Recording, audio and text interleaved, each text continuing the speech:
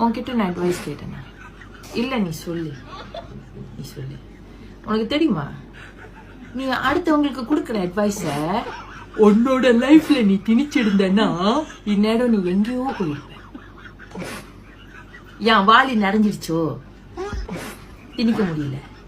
அதனால உனக்கு இருக்கிற அட்வைஸ எடுத்துக்கோங்க. உன்னோட அட்வைஸ் உன்னோட வச்சுக்கோ. நீ வாழுற வாழ்க்கையும் அடுத்தவங்க வாழுற வாழ்க்கையும் சேம் இல்ல, டிஃப்ரெண்ட். புரியுதா? டிஃப்ரெண்ட். தடசம பகம். உன்னோட லைஃப் உன் லைஃப்ல எல்லாமே உனக்கு கிடைச்சிருந்துச்சுக்காக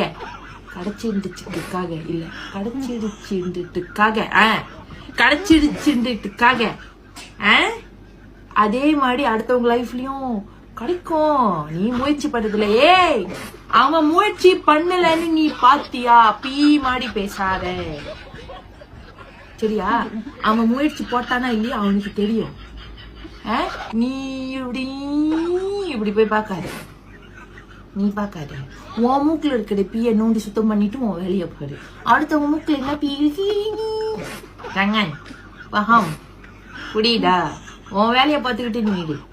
அடுத்தவங்க வாழ்க்கையில என்ன நடக்குது அட நீ பார்க்காதே, சரியா? எல்லாரும் சந்தோஷமா வாழணும்னா என்ன பண்ணணும்னு தெரியுமா? அவங்க மூடிக்கிட்டு அவங்க வேலையை பார்த்தாலே எல்லாரும் சந்தோஷமா இருப்பாங்க, புரியுதா? என் வேலைய நான் பார்ப்பேன், உன் வேலைய நீ பாரு, தெரியுமா? உன் வீட்டு வாசல்ல நின்று உன் வீட்டுல பருப்பு இருக்கா, சாம்பார் இருக்கா, அரிசி இருக்கான்னு கேக்குறேன். இல்ல என் வீட்டுல என்ன இருக்கும் அதை தின்னுட்டு பேசாம தானே இருக்கேன். நீ மட்டும் என்ன உன் வீட்டுல எல்லாத்தையும் வச்சுக்கிட்டு சும்மா என் வீட்டு வாசல்ல நின்றுகிட்டு இது இருக்கா அது இருக்கா இது இருக்கா. Apa salah? Tapaya. You punya rumah, punya kerja, you bikin dah. Orang lain punya rumah, jangan kacau. இல்லனா ஒரு நாள் கடவுள் உன் வாழ்க்கையில செண்டோல் மாதிரி கச்சாவு பண்ணிட்டு போயிடுவாரு. அப்படி நீ அந்த செண்டோலை பிடிச்சிக்கிட்டு பேசாம இருக்க பாத்துக்கோ.